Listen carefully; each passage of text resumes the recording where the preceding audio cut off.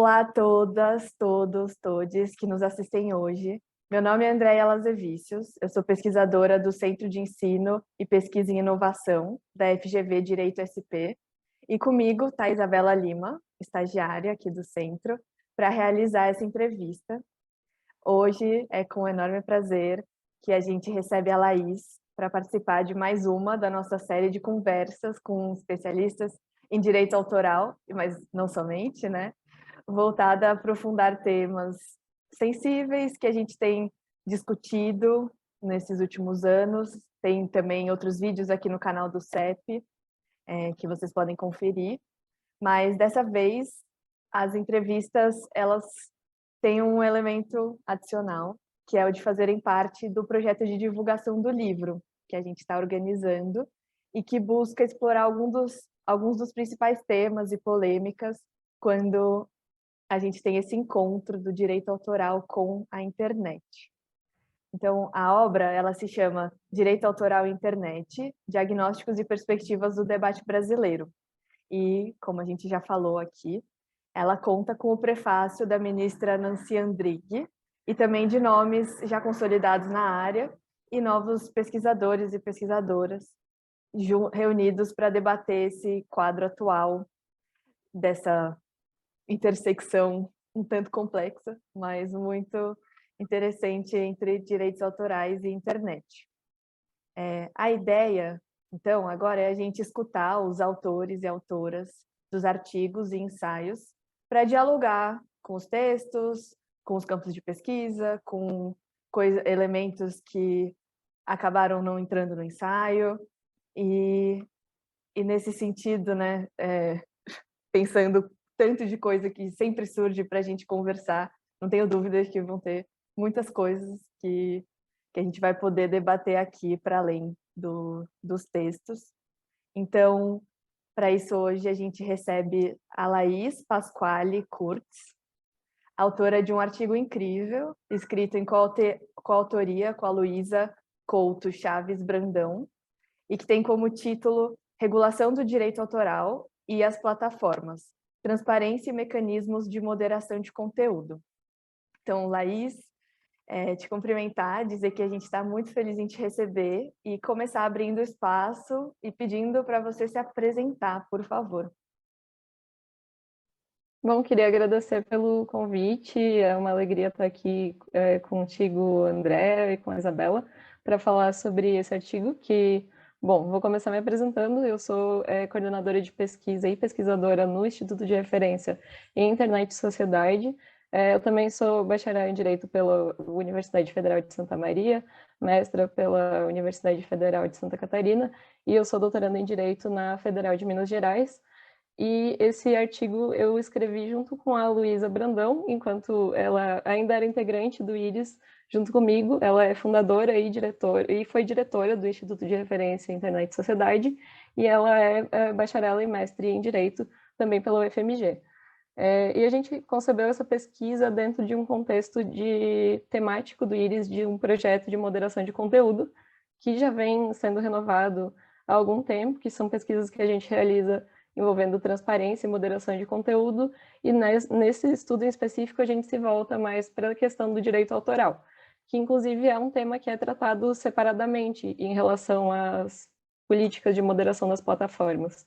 Então, a gente já tinha estudos olhando para as políticas e para os termos de uso das plataformas, mas não especificamente para essa temática. E nesse a gente resolveu se voltar para as políticas e para os relatórios de transparência, para verificar, então, como elas abordam direitos autorais e quais são as práticas que são adotadas, e se isso é possível de ser deduzido desses documentos, porque são os principais canais de comunicação com o usuário, de você ter conhecimento do que está sendo feito, de quais são os parâmetros que são adotados pelas plataformas, e também é uma temática que é regulada de maneira diferente do resto dos conteúdos que são moderados, que circulam online. Então, como ele tem esse regime de notificação e retirada, que é imposto por regulações estadunidenses, principalmente as plataformas, elas se voltam muito para a regulação da sede do país delas, as principais plataformas estão sediados nos Estados Unidos. Então, embora você tenha convenções internacionais, como a Convenção de Berna, que foi renovada em Paris, você tem o TRIPS, que foi também assinado por vários países, estão documentos internacionais reconhecidos por várias jurisdições. O que ainda orienta muito é o DMCA, o Digital Millennium Copyright Act, que regula esse regime, em que as plataformas são obrigadas a adotar mecanismos para evitar que direitos autorais sejam violados por usuários que circulam conteúdo nos seus meios. Então, a gente quis olhar para como as plataformas estão lidando com isso para cumprir com esses requisitos. E a gente verificou que realmente, de fato, elas mencionam muito esse dispositivo, ele ainda é o que orienta muito das práticas delas, e também uma ausência de nitidez sobre como elas lidam com isso. Então, não tem muito claro nas principais plataformas que são usadas pelos brasileiros hoje em dia, segundo algumas pesquisas, como que são respondidos as denúncias e as notificações, como que um usuário pode recorrer também, e também uma ausência de nitidez nas políticas sobre qual é a regulação que está orientando isso. Então, embora exista uma menção em algumas ao DMCA, elas não mencionam explicitamente as leis locais. Elas mencionam que a lei local será aplicada, mas elas não explicam qual é, não explicitam quais são as regras, então isso tudo fica muito opaco ainda. E levando em consideração o contexto de que quem está por trás de pedidos de retirada normalmente são indústrias que têm interesses comerciais e econômicos, e quem está sofrendo as medidas de moderação nem sempre são pessoas com o mesmo potencial dentro de contratar um advogado, de mover medidas jurídicas, isso se torna assimétrico nessas relações. Então, a gente constatou que existe ainda uma falta de transparência suficiente para dar conta dessa assimetria de recursos mesmo também, do usuário que vai sofrer essas medidas. E tudo isso gera muitos riscos e até situações de violação que são relatadas em diversos relatórios ao longo dos anos, até mesmo a Electronic Frontier Foundation tem relatórios falando sobre como essas obrigações de notificação e retirada e de se prevenir contra tentativas de dar a volta nas legislações autorais devem ser adotadas. E, frente a todo esse contexto, se verifica que ainda isso não está refletido nos instrumentos de comunicação e também nas medidas adotadas de transparência em relação aos usuários. Basicamente, o que eu posso falar sobre o estudo, tentando resumir muito, é isso, e depois a gente pode conversar um pouquinho mais sobre o que foi encontrado.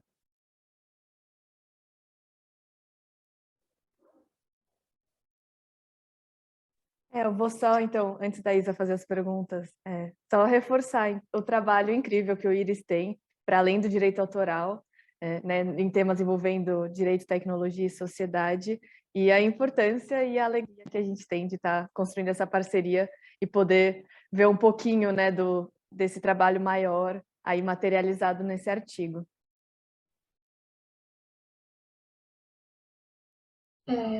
Laís, muito obrigada pela apresentação. O seu artigo junto com a Luísa é maravilhoso. Então, partindo para as perguntas, a primeira pergunta é que vocês mencionam a importância das políticas e relatórios de atividade, como você já falou, que são explicativos visando a transparência das plataformas sobre a moderação de conteúdo, que por vezes deixam de lado o tema de direitos autorais. Vocês também comentam como esse ramo do direito passa a ter maior relevância nesses documentos necessários à segurança aos usuários, sejam eles os produtores culturais e a indústria de entretenimento, ou também os próprios intermediários que frequentemente correm dos problemas envolvendo questões jurídicas.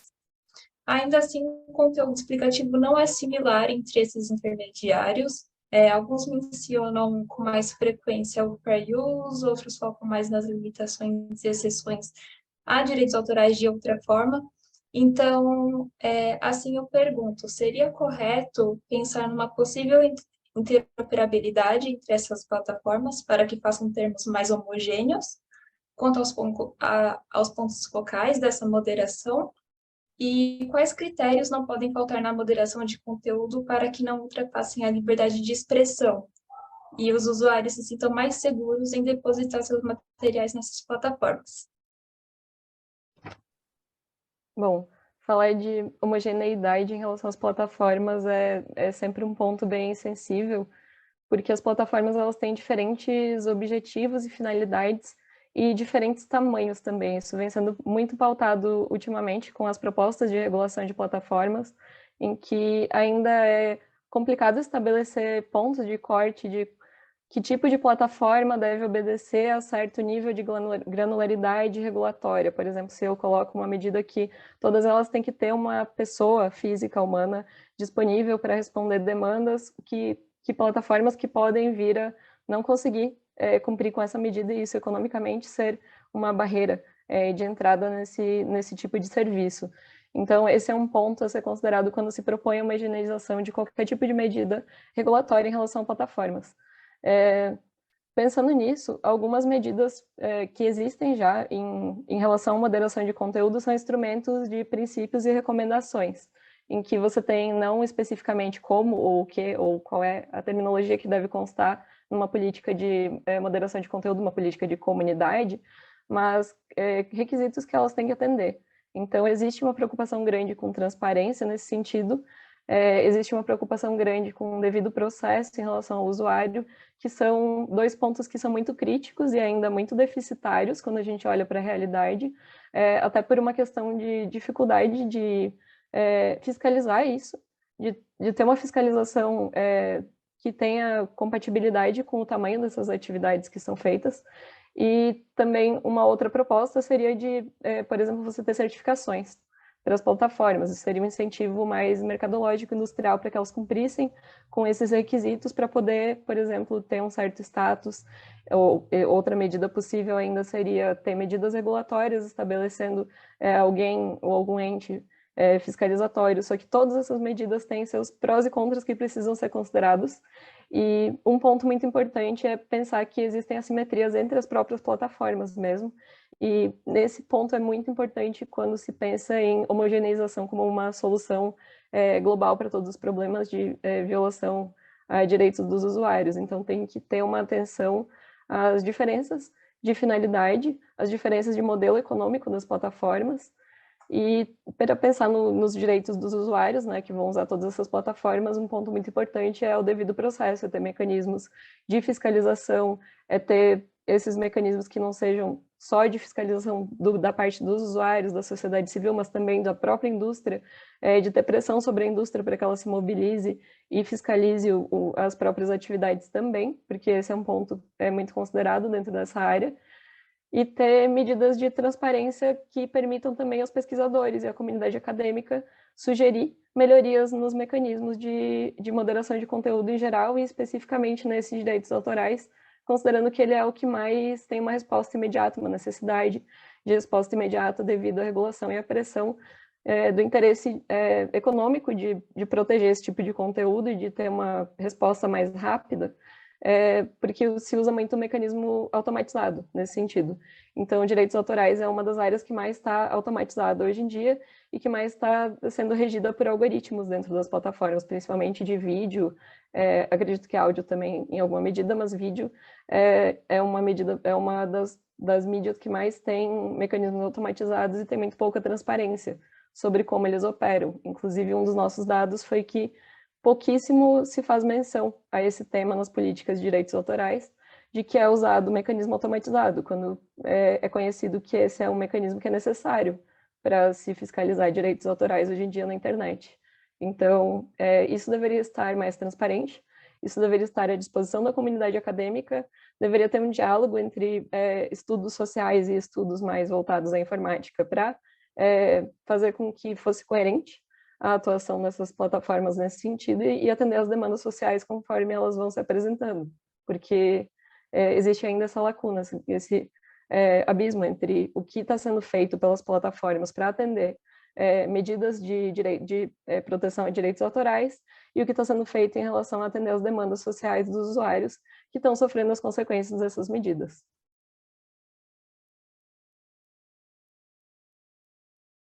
Muito obrigada pela sua resposta. E a próxima pergunta é: pensando numa reforma da Lei de Direitos Autorais e reconhecendo a herança da Lei dos Estados Unidos adotada por essas plataformas, Quais pontos convergentes e divergentes podem ser pensados na perspectiva brasileira em uma possível reforma, vista a sensação de deslocamento da nossa lei e todos os outros países que, por vezes, estão em desenvolvimento, quanto ao âmbito digital também, né, essa questão da regulação. Por mais que adotemos quase as mesmas convenções, estaríamos sendo, em certo sentido, mais rígidos que essas legislações norte-americanas predominantes?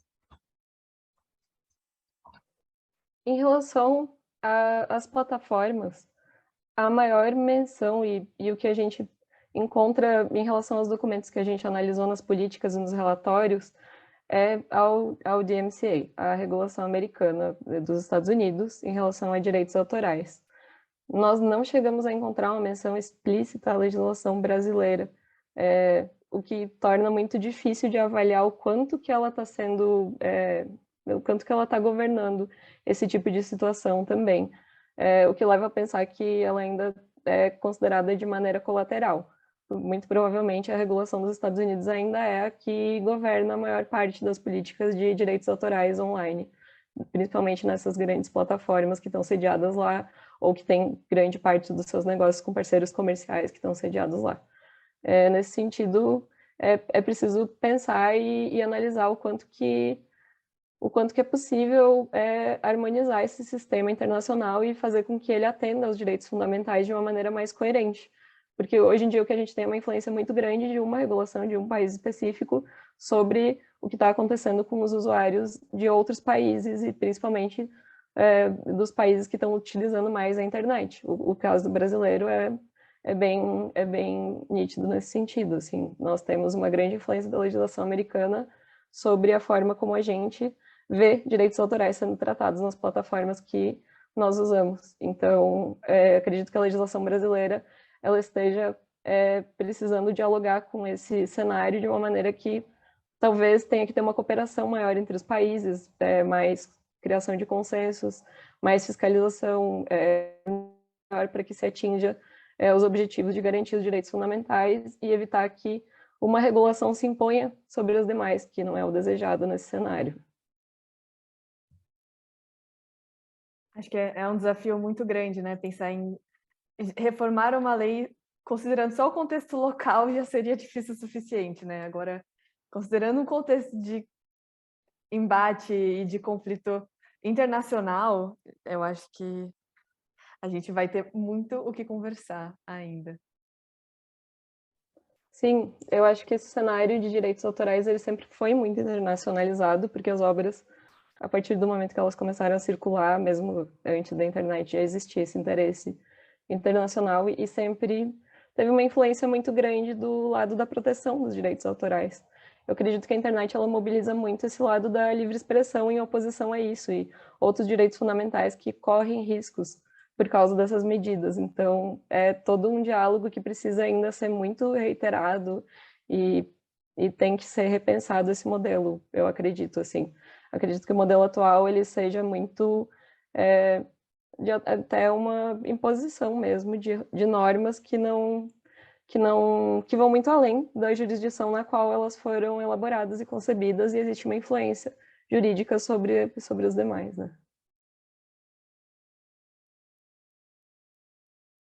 Mas, para fechar, você tem alguma recomendação de textos, obras, materiais audiovisuais, para as pessoas que têm interesse em se aprofundar mais nesse tema?